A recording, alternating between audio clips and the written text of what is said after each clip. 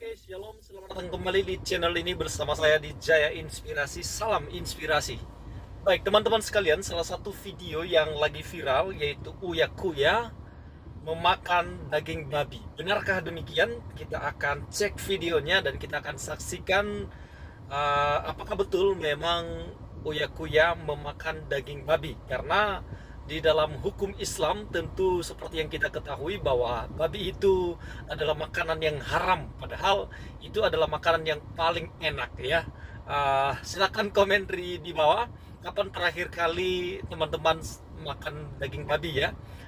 Babi panggang, wah, babi panggang itu enak sekali ya teman-teman sekalian. Silakan komentar di bawah kapan terakhir kali teman-teman makan daging babi atau bipang ya, babi panggang. Baik, saya kutip ada salah satu berita di Detik Food ya, Detik Food.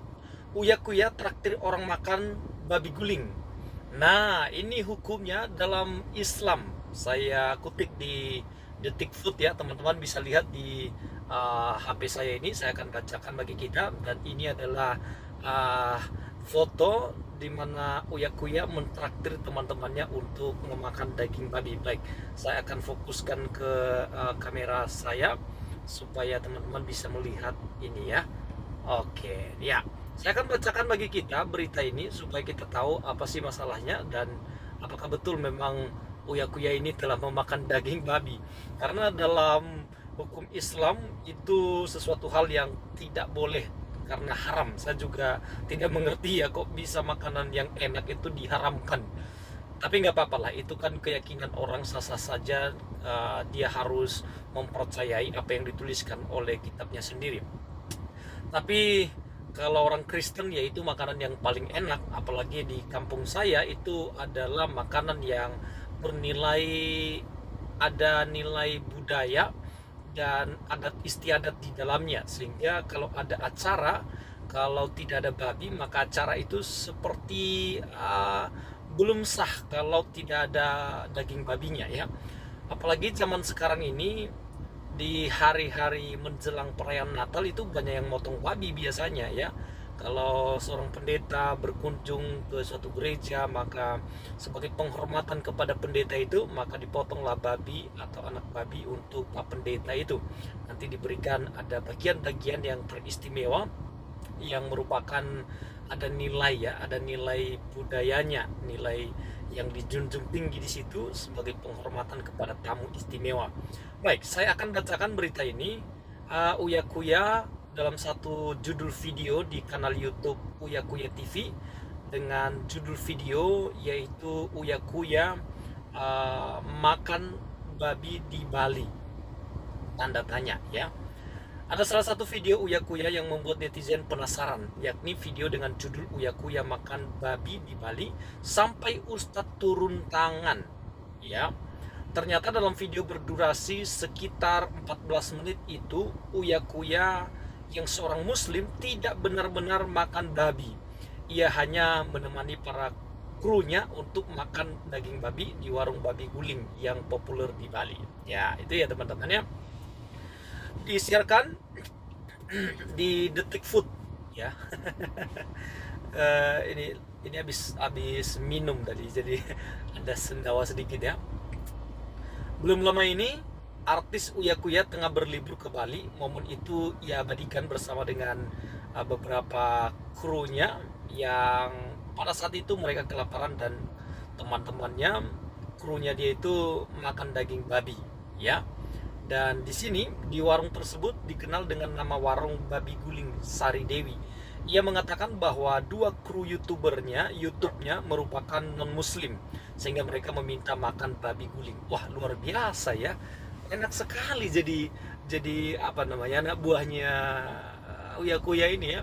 Ini ada toleransi di sini, ada nilai toleransi yang sangat tinggi yang bisa menjadi suatu pelajaran penting bagi kita semua bahwa walaupun kita berbeda, tetapi kita harus menghargai apa yang menjadi keyakinan teman-teman kita yang lain yang tidak sama dengan keyakinan kita. Kalau bagi dia babi itu adalah sesuatu hal yang haram, maka kita tidak boleh memaksa dia untuk memakan daging babi. Tapi kalau bagi dia makan daging babi itu adalah sesuatu hal yang tidak haram, tidak dilarang dalam kitab sucinya, di dalam imannya, maka ya kita hargai juga ya. Biar dia makan sesuai dengan keyakinannya, dan biarlah juga memutuskan untuk tidak makan sesuai dengan keyakinannya ya. Karena Uya Kuya tidak makan babi, kedua krunya tersebut kemudian meminta Uya Kuya menemani makan di warung babi. Awalnya Uya Kuya ragu, sehingga akhirnya menghubungi Ustadz Syam, ya, bertanya kepada ustadznya. Uya Kuya menanyakan kepada Ustadz Syam, bagaimana hukumnya jika seorang muslim masuk ke warung makan yang menawarkan menu babi. Ustadz Syam menjawab, tidak apa-apa selama tidak ikut makan. Jadi nggak apa-apa ya teman-teman ya.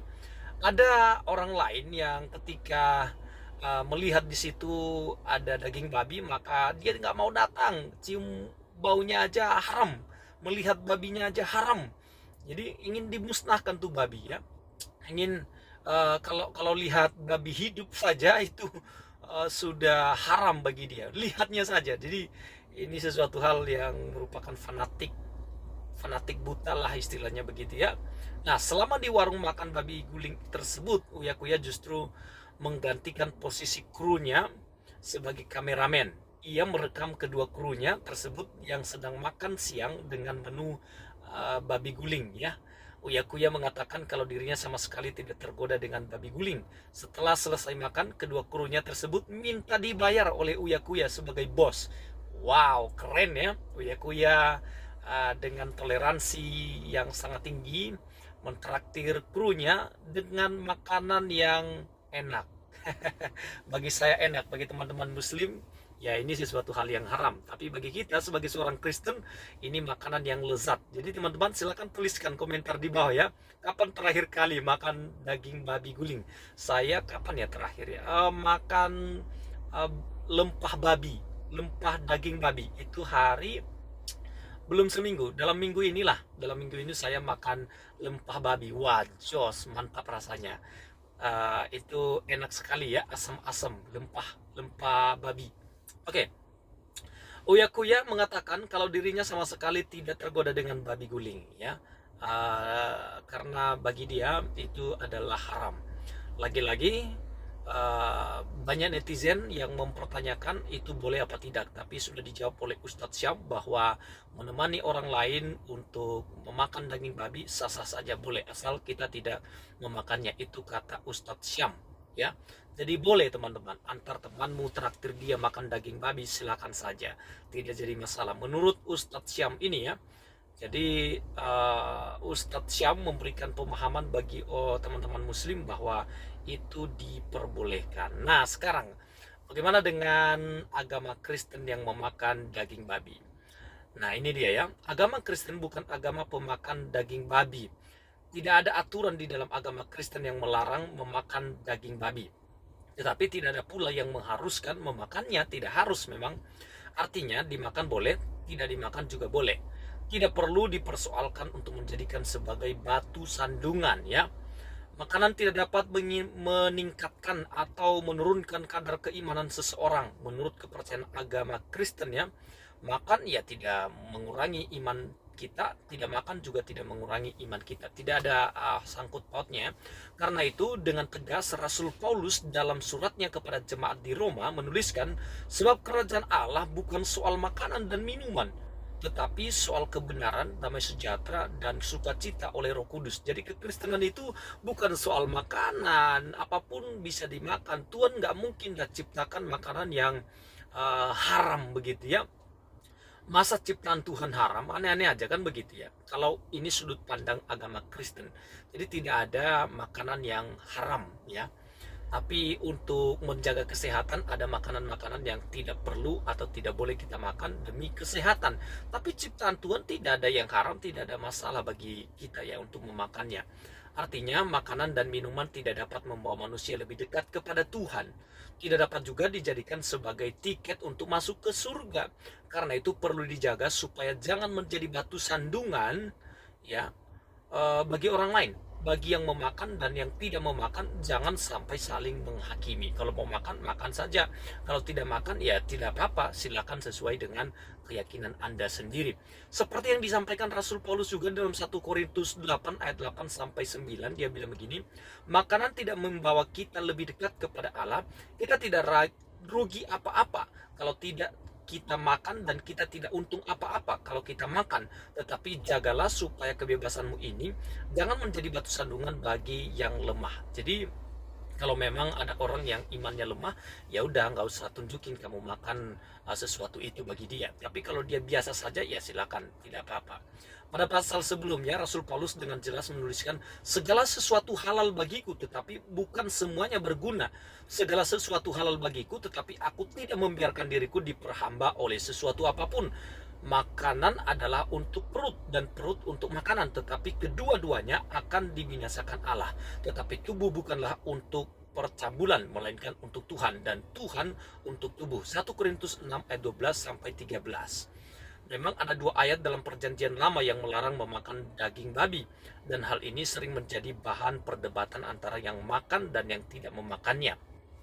Salah satunya teman-teman Imamat 11 ayat 7 sampai 8. Demikian juga babi hutan, karena memang berkuku belah, yaitu kukunya bersela panjang tetapi tidak memamah biak, haram bagimu. Ya, haram itu bagimu.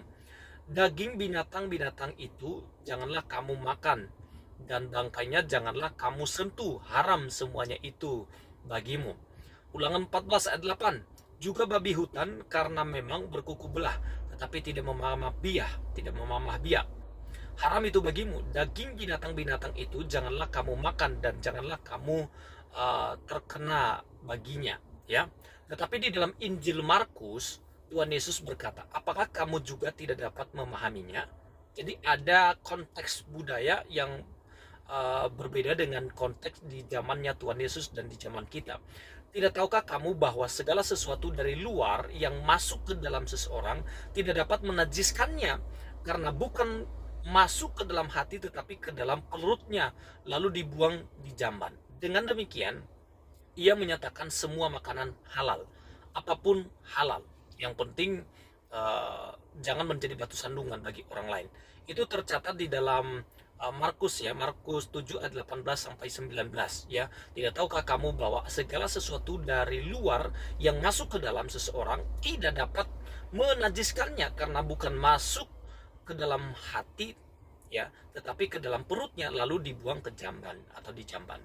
Dengan demikian ia menyatakan semua makanan halal. Jadi yang perlu kita ketahui adalah semua makanan halal, tetapi tidak semuanya berguna.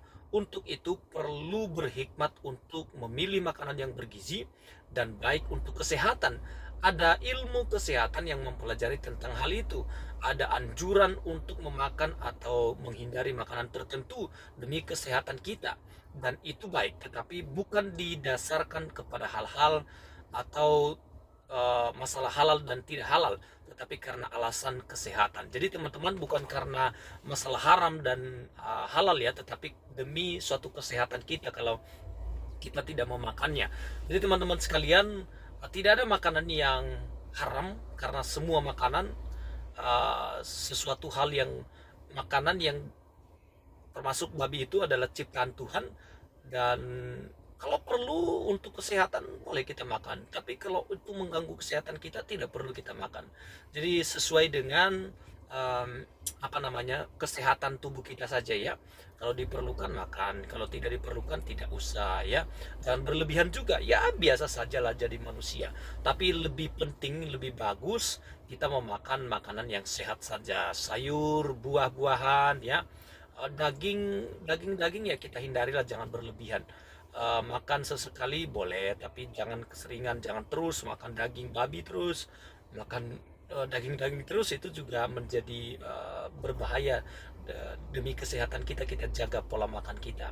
Oke teman-teman sekalian, terima kasih sudah menonton video ini sampai selesai. Kiranya Tuhan yang memberikan hikmat bagi kita untuk menjaga kesehatan kita, karena tubuh kita adalah karena tubuh kita adalah tempat kediaman Roh Kudus, bait Allah, di mana kita bisa melayani Tuhan melalui tubuh kita ini. Lakukan yang terbaik sesuai dengan kehendak Tuhan, dan layanilah Tuhan selama kita masih hidup dan masih sehat. Pergunakanlah waktu yang ada. Sekian dan terima kasih. Tuhan Yesus memberkati. Amin.